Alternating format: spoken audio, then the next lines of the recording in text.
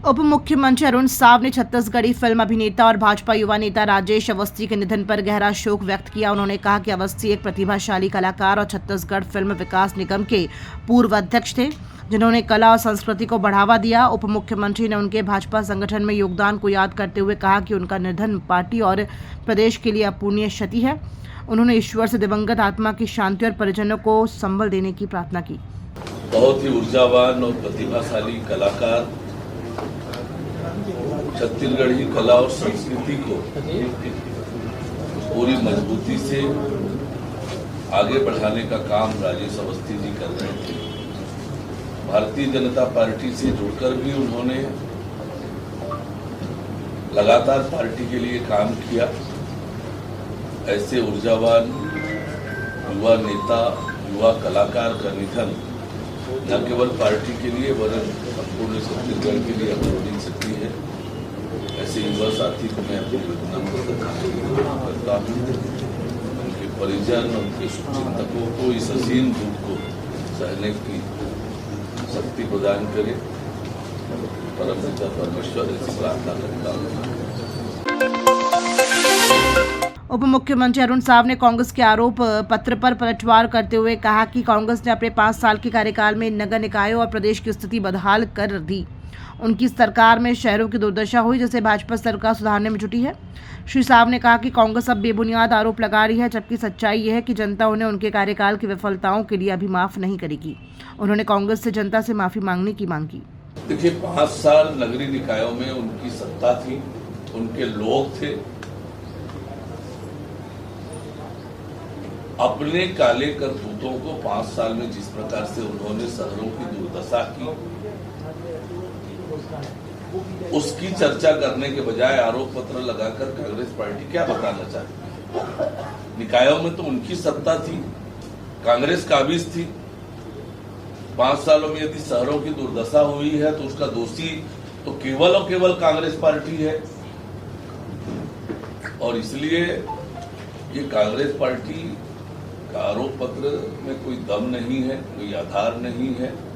अनावश्यक रूप से जनता का ध्यान भटकाने की कोशिश है। पर छत्तीसगढ़ की जनता ने बखूबी देखा है, आजमाया है इन्हें, और किस तरह से लूट खसोट और अव्यवस्था नगरीय निकायों में हुई है वो सबके सामने है। और इसीलिए आज नगरीय निकायों में भारतीय जनता पार्टी के पक्ष में एक तरफा माहौल है। भाजपा द्वारा नगरीय निकाय चुनाव का घोषणा पत्र जारी करने पर उप मुख्यमंत्री अरुण साव ने कहा कि पार्टी का विजन पूरी तरह से स्पष्ट है। पिछले 1 साल में भाजपा सरकार ने शहरों के विकास के लिए महत्वपूर्ण कार्य किए हैं और आगामी समय में प्रधानमंत्री नरेंद्र मोदी के नेतृत्व में शहरों को आधुनिक और सुविधापूर्ण बनाने की दिशा में तेजी से काम किया जाएगा।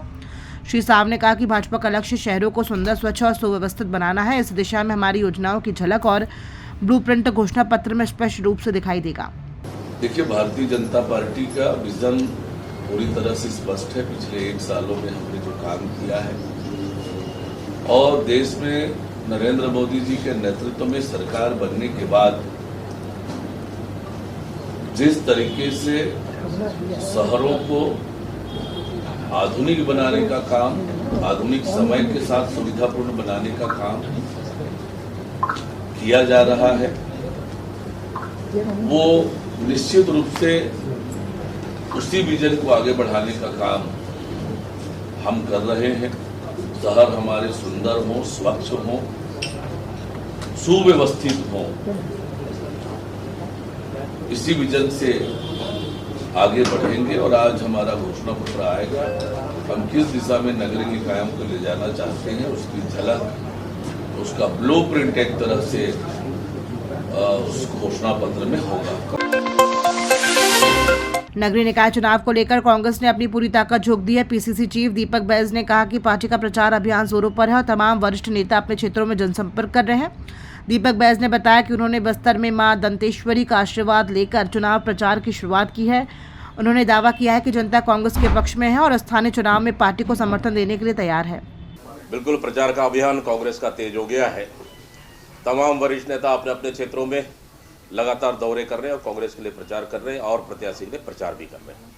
साथ ही एक अध्यक्ष होने के नाते मैं भी लगातार बस्तर से शुरुआत किए माई दंतेश्वरी का आशीर्वाद लेते हुए, साथ ही कल बलौदाबाजार भाटापारा और सिमगा के लिए कल प्रचार अभियान किए। दूसरे दिन शानदार रहा, जबरदस्त माहौल, और कांग्रेस के पक्ष में कहीं न कहीं माहौल दिख रहा है। कार्यकर्ताओं में उत्साह है, जनता भी चाह रही है कि इस समय कांग्रेस को स्थानीय चुनाव में आशीर्वाद दें, क्योंकि 1 साल की सरकार तो देखें तो कुछ भी काम नहीं हुआ है ज़मीनी स्तर पर। इसलिए जनता में नाराजगी और आक्रोश है, इसलिए कहीं न कहीं इसका लाभ कांग्रेस पार्टी को मिलेगा।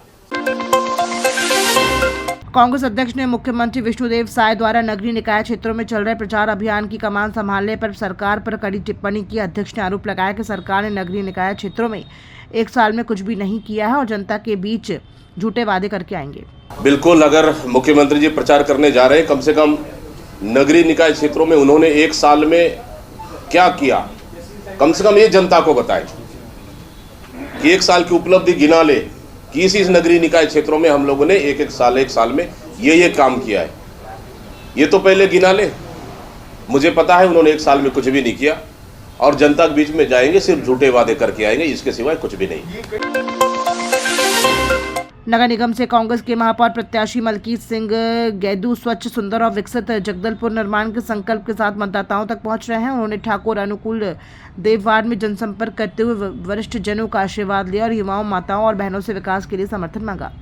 पूर्व विधायक रेखचंद जैन भी गेदू की जीत के लिए सक्रिय रूप से काम कर रहे हैं। उन्होंने बताया कि कांग्रेस में एकजुटता और तालमेल के साथ काम करते हुए पार्टी ने महापौर और पार्षद प्रत्याशियों के पक्ष में मजबूत मोर्चा तैयार किया है। अब्दुल कलाम वार्ड में भी गैदू का भव्य स्वागत हुआ, जहां महिलाओं ने उनकी आरती उतारी और तिलक लगाकर विजय होने का आशीर्वाद दिया। 8वीं अंतर्राष्ट्रीय कराटे प्रतियोगिता जो 1 और 2 फरवरी को आंध्र प्रदेश के पर्यटन नगरी विशाखापट्टनम में आयोजित हुई, में बस्तर के खिलाड़ियों ने शानदार प्रदर्शन करते हुए पदक जीते। छत्तीसगढ़ शोतोकॉन कराटे एसोसिएशन के मुख्य प्रशिक्षक सिहान सरजीत सिंह बख्शी के नेतृत्व में 11 वर्षीय वंश यादव ने काता इवेंट में सिल्वर मेडल, 12 वर्षीय महिला भास्कर ने काता इवेंट में ब्रॉन्ज मेडल, 15 वर्षीय समर ठाकुर ने कुमिते इवेंट में ब्रॉन्ज मेडल, 15 वर्षीय हिमांशु साहू ने कुमिते इवेंट में ब्रॉन्ज मेडल जीतकर अपनी प्रतिभा का परिचय दिया।